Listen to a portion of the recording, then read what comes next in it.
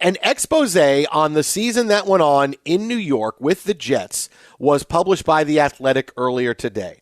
Now, it paints a large picture of dysfunction. Like, picture when you go into a museum and you see one of those pictures that's like the greatest battle scene ever, and there's just people fighting everywhere. That's like the dysfunction. I can't count it all. I can't. This guy's fighting with a sword. This guy's got a gun. This guy has a net. This guy's got a knife. This guy's on a ship. This guy's on a horse. That's how many things are involved with the Jets' level of dysfunction. But these are the high points. The expose was done to look back at the dysfunction of the Jets, and they found, again, they talked to over 30 people to find out the following information.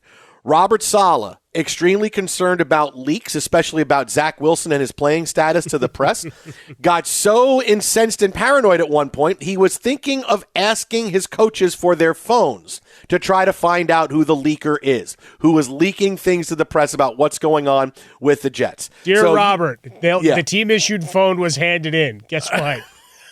Radio Shack's down the street. And I say that with a tongue-in-cheek.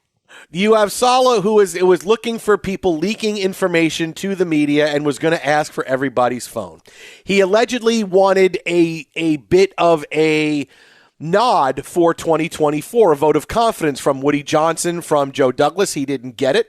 He spent a lot of time ahead of the time and in front of the scenes praising Zach Wilson. Meanwhile, behind the scenes, ripping Zach Wilson, ripping the offense, ripping the offensive line, ripping the receivers, saying if we win 8 games with Zach Wilson, it will be an unbelievable achievement. You had the Aaron Rodgers-Zach Wilson relationship, even though it started well when Rodgers was healthy, went down the tubes after Rodgers got hurt, and the two really didn't speak.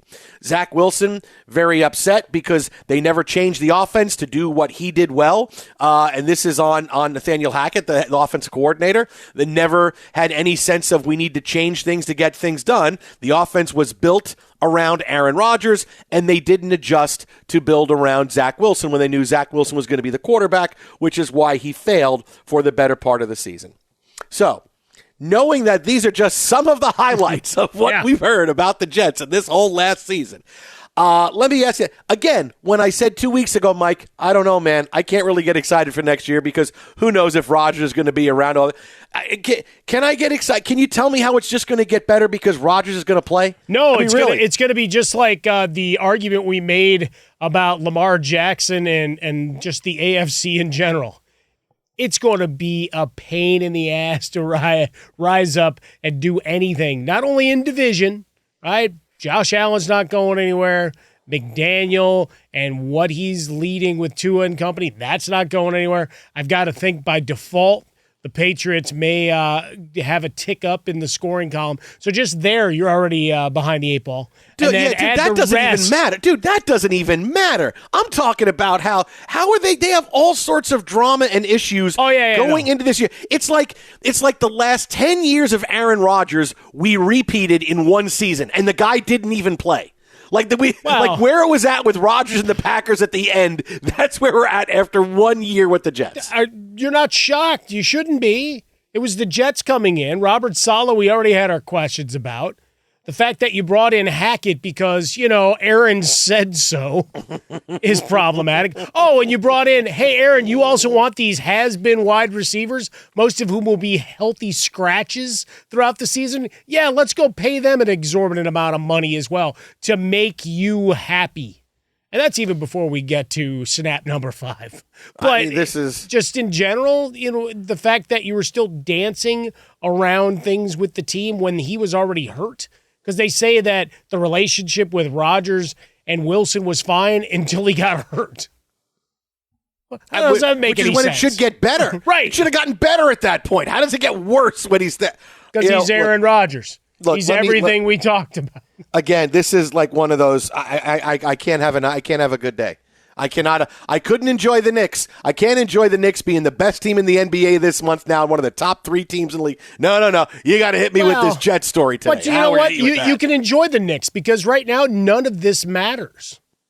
None of this matters. Who knows? Maybe Aaron Rodgers in the middle of some kind of crazy thing going on with the Knicks. Maybe he's telling Julius Randle they're not treating you right, and you should ask out Julius Randle rather than come back and play another minute for them. Well, I'll tell you what. For the fact that he is out at least several weeks with that injury, plenty of time for Rodgers and his people to get involved talking about different therapies, treatments, and others. So you need to, go take Julius's cell phone. But the big thing for this, right? There's a lot of angles on this, but the biggest one is something that I have told you from the beginning. Robert Saleh is not up to this. It is too much for him, and the Jets need a new head coach. They have needed a new head coach for a while. Him coming in to do this in New York turned out to be the worst thing.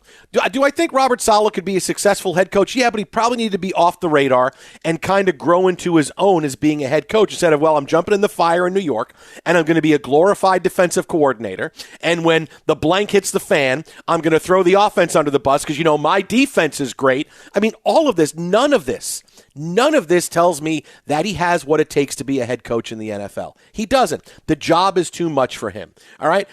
He wanted absolving for the season. He couldn't win. Asking for the phones of his... What is it, a parent teenager? I'm going to ask you for your phone. If you're texting that boy, I don't want you to text because he's bad news. He hangs it on the corner. He smokes cigarettes. He skips class. You're not texting him. I mean, what are we doing here? Give me your phone so I can check it? This is the level of paranoia that this head coach is at. He's not a good head coach. He's not. He doesn't win enough games. His sideline demeanor is awful. When they're winning, he's jumping around like he's a player, and when they're losing, he's sulking. Yeah. He's absolutely sulking, and his body language is terrible, and it doesn't inspire anybody. The team shows up flat way too many times in a season. 1 or 2 times over 17 games, does a team show up flat? Yeah, that's just general. That just happens in the NFL. But the Jets do it every other week, and you would think that wouldn't happen. He is so out of his depth, and all of these problems that you have with Aaron Rodgers coming in and what he's been allowed to do and Zach Wilson and the relationship and Nathaniel, all this is on the head coach. All of this is on the head coach. All of it is on Robert Saleh to fix. This is all under your job description of head coach. It's not just build a great defense, watch the plaudits roll in, do a commercial where you're brushing your teeth, blame the offense when you don't win, and repeat next season. This is all on him. These are all things that he needs to take care of, that falls under his jurisdiction, and the Jets have taken care of none of them, and there's still a tire fire because of it. He's out of his depth as head coach, and I'm hoping that the Jets see some kind of reason and are able to go get somebody else to come in to be a CEO-type head coach. It's like, hey, I'm in charge of this team. This is how it's going to work here. But already here we are at the end of January, and everybody's hired their coaches, and I don't know where you go at this point. But I don't know that I'm excited with this. If you give me Simpson's choice of Salah or something else, I think I'll just take something else at this point because something else has to be better because I don't see this suddenly turning just because Aaron Rodgers comes back next year when you have no idea how many snaps the guy's going to even play. Well, you at least have to suffer through a partial new season with Salah before Woody Johnson.